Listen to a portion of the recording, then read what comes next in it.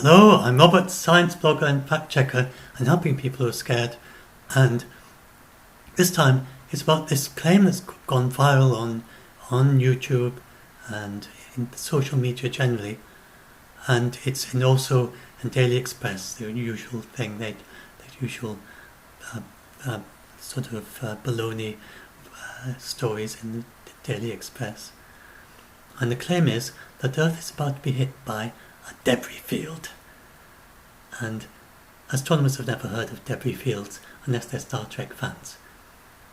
So I'm going to start off by showing you what it's like if you were in the asteroid belt. Suppose you were right in the middle of the asteroid belt, very densest place of asteroids that there is. And then if you looked around, and if you're used to Star Trek, you probably would think you're surrounded by big boulders tumbling one on top of each other in all directions. Actually, you wouldn't see anything. All you see is the asteroid you're sitting on, or standing on. And then, if you happen to be quite close to one of the bright ones, that is what Vesta would look like. That's one of the largest asteroids. It's brightest as seen from Earth. And so you'd see the night sky full of numerous stars of the Milky Way. And amongst them would be a very, very faint star, totally indistinguishable from all the others, that is Vesta. And you would have no way of knowing that is Vesta, one of the largest asteroids, second largest asteroid. There might be another one that's Ceres. And there's several other large asteroids. But what people don't quite realise is how big the asteroid belt is. It stretches from Mars all the way to Jupiter. It's a vast distance. And if you are in the asteroid belt, and say you're in the asteroid belt, you're the same side as the Earth, and at that point, then Ceres is the other side of the Sun from the Earth. Then Ceres will be much further away from you in the asteroid belt than it is from Mars or Earth. The asteroids you really are about as far away as you could be from other asteroids the other side of the Sun.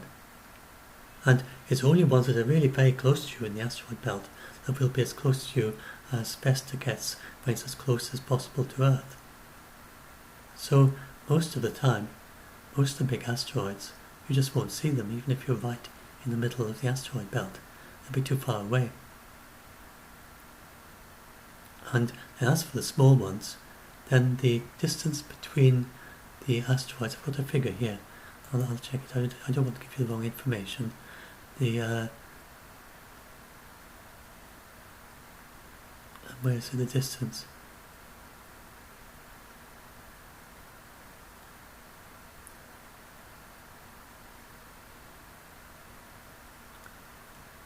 Oh, have I not? I'm sure I put down the distance there somewhere. Oh no. I think it's millions of... Let's just search the page for distance. I must have forgotten to write it down.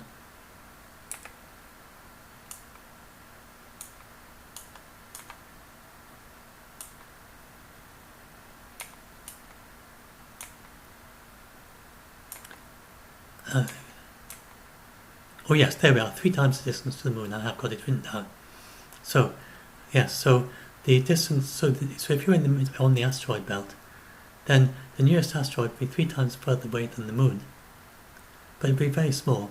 I mean, most of the asteroids are only maybe a few tens of meters across, and smaller ones, hundreds of meters, and then some of them, and so very few are larger, on a kilometer scale. And you just look out and you wouldn't see anything. If you're on a typical asteroid in the asteroid belt, you won't see any other asteroids. So this is why astronomers don't talk about debris fields. It's nothing like that. I mean, what's it supposed to be debris of anyway? What's it supposed to be debris of? So this is a typical, you're probably familiar with this from Star Trek. It's always the Starship Enterprise is always dodging its way through big chunks of things that keep hitting it. Sometimes at inconvenient moments it needs its force fields, which of course fictional things we don't have in real life, to keep these asteroids off it. Actually, when they sent the first spacecraft through the asteroid belt, there was some concern that they would be hit by asteroids, but they weren't. And then astronomers soon realized there's so few of them, they don't need to bother about steering away to avoid them. Just send your spacecraft that's going to Jupiter or Saturn or Neptune or something, and just fire it at random. Not at random, you choose the orbit that's the best one to get to Jupiter at the time you want to be there, to do your flyby to get onto Saturn, or to get to Jupiter to go to one of the moons, and you just ignore the asteroids, because there's no chance that you're going to hit an asteroid. It's so small that they just don't take account of them. And they might steer your spacecraft to try and see one of the larger asteroids if it's on the way there. So we have had some close-up, if you've seen close-up photographs of asteroids that sometimes get published, then those are not ones that they just happen to be passing. Those are ones where they very carefully steered the spacecraft to fly as close as they possibly could to that asteroid in order to photograph it. If they hadn't done that, they wouldn't see a single asteroid not with the little cameras they have on board spacecraft. Then they just wouldn't see a single asteroid, except possibly Vesta's a very faint star in the distance, which would tell it nothing more than we can from Earth. So this is unrealistic. People just don't realise that. And then that's how far they are in the asteroid belt. They're even further apart in near Earth orbit, because the Earth has cleared all the asteroids from all the ones that are in regular orbits similar to Earth's. Then they get cleared out over 20 million years. And most of them hit the Earth. Actually, most of them get thrown off towards Jupiter, or towards the Sun, usually by other planets first. They might fly by Mars. They might get thrown off towards Jupiter, then Jupiter does a kind of thing to its orbit, making it longer and longer, till eventually the orbit interacts with Jupiter and then it gets thrown out of the solar system. And that can happen to some asteroids. Quite a lot of them, that happens. And other ones, then they go via Venus, and then or Venus or Jupiter does it via Jupiter. They can go or via Venus, then they hit the Sun.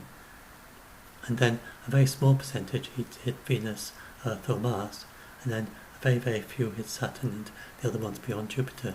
But by far the most majority of the asteroids that are currently flying past Earth are eventually, over millions of years, going to either hit the Sun, or they're going to hit Jupiter, or they're going to be ejected from the solar system. Those are the most common fates.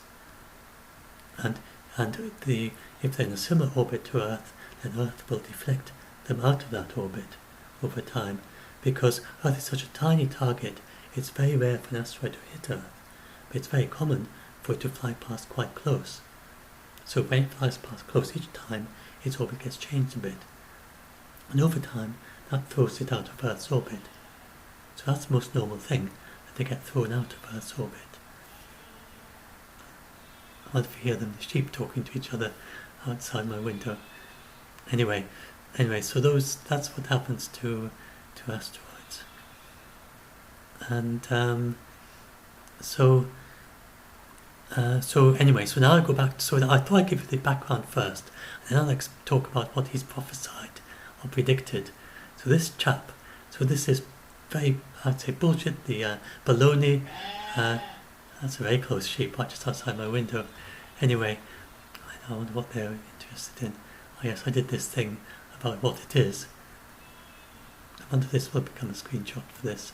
Anyway, so that's what the YouTube does it in random. I can upload one, but anyway, a preview shot. I mean, but I just looked up all the various what were the words, synonyms for bullshit: codswallop, hogwash, baloney, bunk, drivel, gibberish, bunkum, rubbish, hokum, hooey pooey, hooey fooey, sorry, and then poppydock, crap, gobbledygook, hocus pocus, flim flam, what is that? Trash, claptrap, baloney, tripe, twiddle, twaddle, piffle, flapdoodle, bollocks, vormish, tummy rot, and a load of old cobblers. So that's what this is.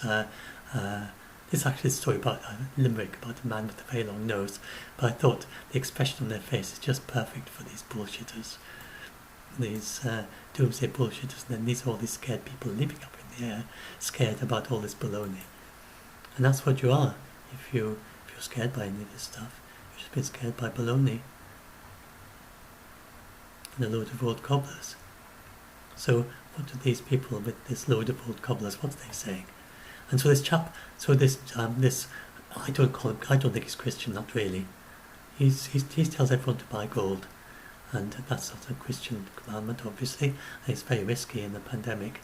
Prices being pushed up, and he's constantly pushing various things you've got to buy. He's got a shop where your online shop where you've got to go and you can buy his cookery book and anything, you name it, he's got it, and you can buy it. And then he teaches people that we are about to be invaded by aliens and that we're about to have a zombie apocalypse. And none of that is in the Bible. And he doesn't talk about love and compassion and love your neighbour. He just doesn't even mention those things. So to my mind, it's not Christianity. Although he claims he is. Anyway, so he has these video conferences with this chap called Mike around the world. He's in the United States, so I assume the other person is somewhere on the other side of the world. All he's known as Mike. And there's Paul Begley tweets, or Paul Baloney tweets Mike as, we should call him Paul Baloney. Anyway, so Paul Baloney tweets Mike as if he was an absolute expert on astronomy. And then he claims that he's got a little green book, which was given him by an ex-CIA agent, which he claims tells him all sorts of astronomical things. Now, the things he says are in this book, or that Mike around the world tells him, just show that they completely demolish any possibility there's anything to do with either the CIA or astronomers. So, first of all, he talks about this debris field, which, it's like something out of Star Trek. Let's do a little clip of Star Trek. I'm a great Star Trek fan, don't get me wrong. I'm actually quite a fan of Star Trek, I enjoy it, but it's in the same way as I'm a fan of Harry Potter. So it's not because I think it's at all believable. It's ridiculous stuff, but it's great fun. Oh, maybe it's not going to run. I have to watch out actually. Maybe they won't let me. Oh no, but then someone uploaded that, so I'll have to switch the sound off. And it'll give you an idea. There we are. I think that's a debris field of some sort. And they're all being shuttered around, very intensely looking at this debris field that it's run into. Great Alarm and Spock, who always knows exactly what everything is. Yeah. So I think this is why it's gone viral, because people are used to this idea from Star Trek of these debris fields. And by the way, if you wonder about, some people think, how can they possibly seem so sincere? But look at Star Trek. I mean, they look as if they're totally sincere and they believe what they actually are in a Star Trek. Actors can do that. Actors can act sincerity. And then many ordinary people can as well. So, a lot of people I get asked, how can they, they seem so sincere. How can they not be sincere? Well, it's just they're good actors, that's all. Not that good actors. I mean, if they were really good actors, they would be, they would have a job acting. Oh, I don't know. I think I can't seem to find they've already gone through the debris field. So that was all that there was, a little bit at the beginning.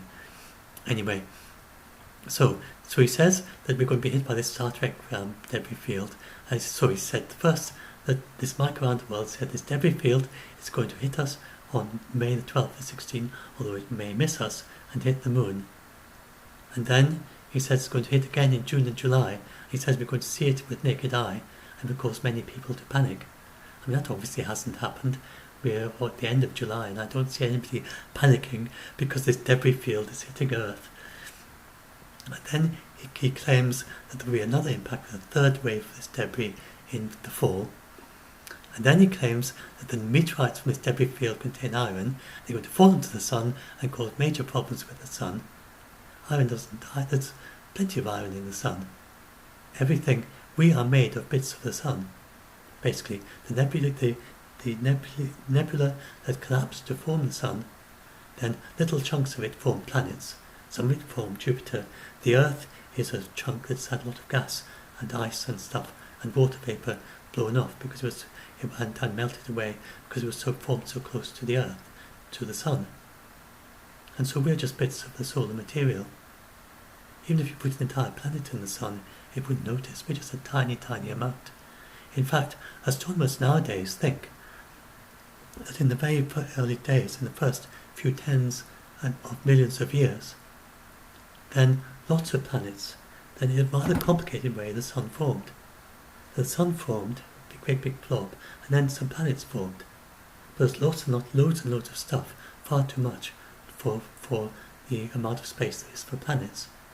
So they think that huge planets formed, spiraled into the sun, and then more planets formed from all the stuff, spiraled into the sun, and that kept on going. A whole sequence of planets fell into the sun, until eventually we are just what was left of all the planets that have already fallen into the sun. Even entire Jupiter falling into the sun wouldn't do very much to it. The sun's already absorbed many Jupiters, if this theory is right, in the early solar system. And we're what's left over. And then you get people talking about, but there are all these big impacts on the moon. Well, that goes way back. You see, there are indeed huge craters on the moon, and for instance, the South Pole Aitken crater. It's very interesting. It was caused by a huge thing, I think, several hundred kilometers in diameter, and it's interesting because the core of this, the metal core of it, splashed precious metals probably onto the surface, and some people think that there are actually vast deposits of platinum and other valuable metals near the South Pole that were splashed out from the core of this giant thing in the early solar system. And then there's the Hellas Basin on Mars, huge hole in the surface of Mars, which is very interesting because very deep. It's dug so deep into Mars that it's actually got quite a bit of extra pressure. There might be water there forms temporarily, just for a few minutes or so, a bit longer, and then evaporates, and it could be of interest to life, for microbial life on Mars. So there's a big impact crater on Mercury, and the world on Venus too, but it got resurfaced because of its huge. It doesn't have plate tectonics, and it's just got stuck, and the whole thing kind of boils over every few 100 million years. It may have had. Anyway, I talk about Venus some other time, but anyway, so Venus, we haven't got any evidence of it, but it would have had huge impacts too. So the Earth did as well. But this was all in the very early solar system, not long after all those planets had been falling into the sun. So obviously, eventually, there was enough planets that fall into the sun to leave enough debris behind so that it no longer was so much friction, so it could stay out of the sun. And then we got we were quite lucky that the Jupiter stayed quite a way out. A lot of solar systems end up with a big planet close to the sun and Earth, and that's quite a difficult place for a habitable planet to form. But in our case, the big planets that we were left, they were all way out. And they did a little dance, actually. One of them probably swapped places, and they think there was an extra one that got thrown out of the solar system as well. A little dance very early on. And then we were left with what we've got there, and then we had Mercury and Earth and Venus, Venus, Earth, Mars and all that, and then the asteroid belt. And the reason the asteroid belt didn't form a planet is because of the gravitational effect of Jupiter, which Jupiter caused little resonances in the asteroid belt, which would have broken up anything that was trying to form in the asteroid belt, anything that was beginning to collapse together, and so it never formed much bigger than Sirius was the biggest. So we have a pretty clear picture from this. The reason we know it so well now, when I was young in the 1970s, they had no idea of this stuff. When I was at school, and I was very keen on astronomy, and people didn't have a clue about any of this. In fact, I think back then they might well have still had the idea. There's some ideas that seem quite ancient. In fact, back then they thought the craters on the moon might be volcanoes. And back then it was still a valid hypothesis. It was only with the Apollo landings that they got clear evidence that they weren't volcanoes and they were caused by impact craters. And Patrick Moore was one of the ones who was very late in coming over to believing that they actually were craters. He was a very keen lunar observer and commentator on all the Apollo landings for people in the UK, and he was a very late adopter for a long time. He thought they were volcanoes, even after they had pretty clear evidence back from the moon that they were asteroid impacts. Anyway, so all those big impacts on the moon, they happened in this very early solar system when it was still settling. They came later than all the planets falling into the sun, but they came. They made the dance. Remember, I said that two of the planets changed position, and then the next one might have been thrown out. Sometime around then, that might have thrown a lot of extra debris into the inner solar system, and then all the big craters on the moon, and on Mars, and on Earth, and so on, date back to that time. But over a period of 20 million years, so very quick, then the Earth would have cleared out just about everything.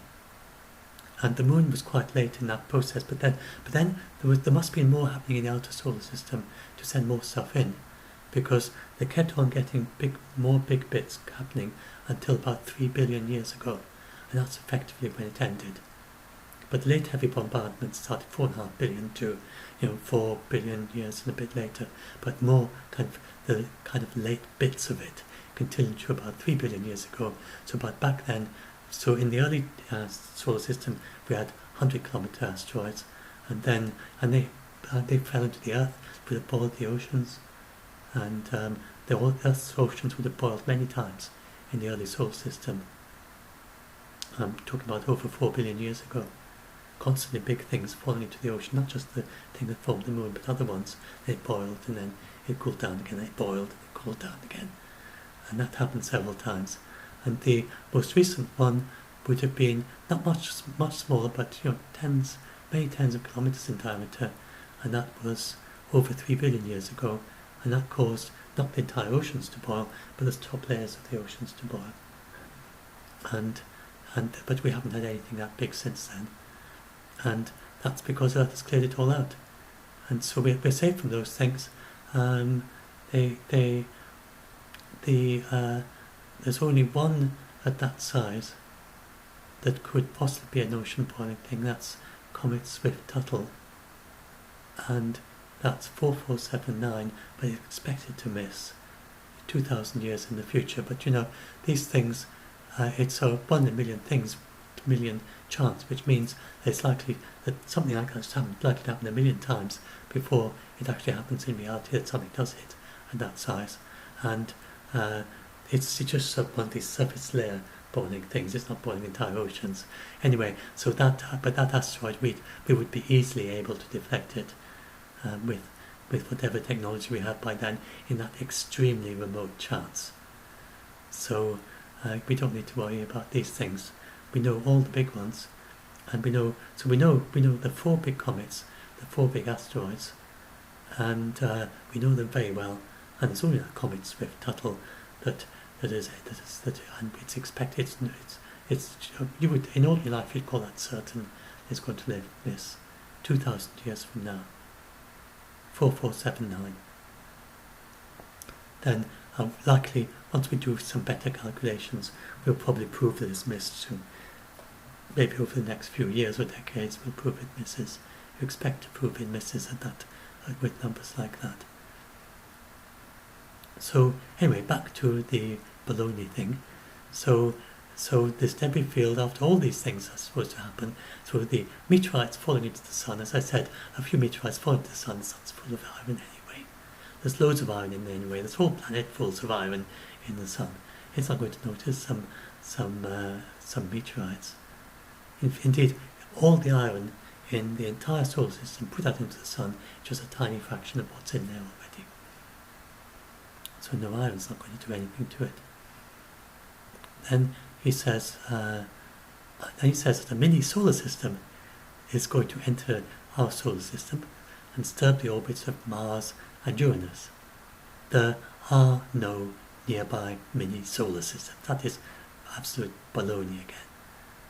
We can see stars, so a solar system, you have to, and indeed, it doesn't have to make sense. The solar system means sun. The word solar system means, you talk about a star system. Alpha Centauri is not a solar system. Ours is the only solar system. Because solar means sun. So we should say a mini star system. There are no stars anywhere near. The nearest star is 4 light years away. So over 4 light years away, and it's not headed our way, and you'd see it very blue shifted if it's headed our way, and at the fastest speed of nearby stars, anything, even the other stars are sort of tens, hundreds of light years away, but they take, even a very fast star, we're talking about hundreds of centuries to travel a light year, and that is the absolute record if it's bound to our galaxy, and for a more typical one it's thousands of years to travel a light year. So we're not at any risk from any stars. And so he claims that a mini solar system will enter the solar system and solar system, you should say star system. Then he says something about a binary system, which he claims is going to collide with Jupiter in 2021. I mean, it's so silly. And you can imagine a CIA agent saying, I've got this top secret information for you, Paul. Here it is, Paul Baloney. Here's my little green file, look at it. The government know that a binary system is going to hit Jupiter on very, very serious. This is very secret. You shouldn't tell anyone. But here's my little green file. I got it without anybody knowing. I managed to sneak it from the president's desk in some way because I'm deputized to guard the president. And when he wasn't looking, I sneaked this little green file that said the binary system is going to hit Earth and could hit Jupiter in 2021. And if whoever said that was having him on, or else wasn't I think more likely wasn't a CIA agent. Or you can imagine some ex-CIA agent just doing this to have him on for a little bit of a joke, but I don't think so. I think it's just someone. They always say that they've been. In fact, you don't know that he was handed. I don't know. Either he made up the CIA agent, or the CIA agent made it up, or the chap made up and pretended he was a CIA agent. That's what you're talking about here. So, yes, I think I've said everything. Hope this helps some of you. I'll go into some more details, and so I've got this other video which I'll link to in the description. I explain this bit about how you can't spy on astronomers. That's impossible. And it's all about, yes, here we are, he's trying to sell webinar tickets. So he has these webinars which you have to pay to watch him and other people talking about this baloney. And he sells DVDs of this stuff. He has these books, and he says coffee, travel mugs, music CDs, colloidal silver. And he always saying, buy gold, buy silver. And he always says, you've got to buy it from this one company called Noble Gold Investments. Don't buy gold from Noble Gold Investments, whatever you do. I don't know what, I'm not saying this is a scam, I think, but he's obviously going to get a kickback from it at least. And but don't buy gold. It's not sensible. It is not sensible unless you know what you're doing. It's a commodity. You will get no protection from the financial ombudsman, and the prices are artificially high now, and you can risk losing a substantial percentage of whatever you put into your gold if you buy now and then try to sell it. And it's not easy to sell gold, I would think. Anyway, I don't know about buying and selling gold. I would never do it. Anyway, and then so that is calling him a bullshitter. It's a technical term. Bullshitter means someone who doesn't have his eye on the truth, neither whether it's false nor whether it's true. They're just trying to be impressive. And then if they do that too much, then they lose sight of even that there's a distinction between truth and falsity. And basically, if you become a professional bullshitter, then he is probably losing sight of the difference, of what the difference is between what's true and what's false. And then he basically sort of drowning in a sea of their own bullshit. And he may start to have very great difficulty in discriminating what's true and what's false, and being able to judge whether other people, other things in the world are true or false, because he's just putting out a huge pile of this rubbish that would be hugely confusing his mind. It's not a good state of mind to be in. Whatever you do, don't become a professional bullshitter. It is the worst profession. One of the worst professions. I suppose a professional murderer, a professional hitman might be a worse profession than a professional bullshitter, I don't know. And this is about these people, they're just paper tigers. I think that's a little bit better than just saying that they're, maybe for those of you who get easily scared, then this acknowledges that they do seem scary to you. So they're like these paper tigers. But they don't know any astronomy. There's no content, just totally flimsy, far more insubstantial than a paper tiger. There's literally nothing there. So please don't be scared of these people there. There's nothing. And look, these are some of the previous dates. A few of these will be from Paul Begley. He's quite prolific. He does a false prediction of the end of the world every probably a dozen times a year, and probably more than that. And many of them get featured in the Daily Express. I'm not saying the Daily Express get any kickback from it, but the Daily Express found that he is very shareable, and that lots of people will come and read their stories about him. But so try not to, I'll finish with that. Just say he's just a paper tiger. So it's better to think of it like that rather than think of them as being big, heavy things. They're light, insubstantial. They can't do anything to you. No matter how many times Paul Begley says the world's going to end, he's just a paper tiger.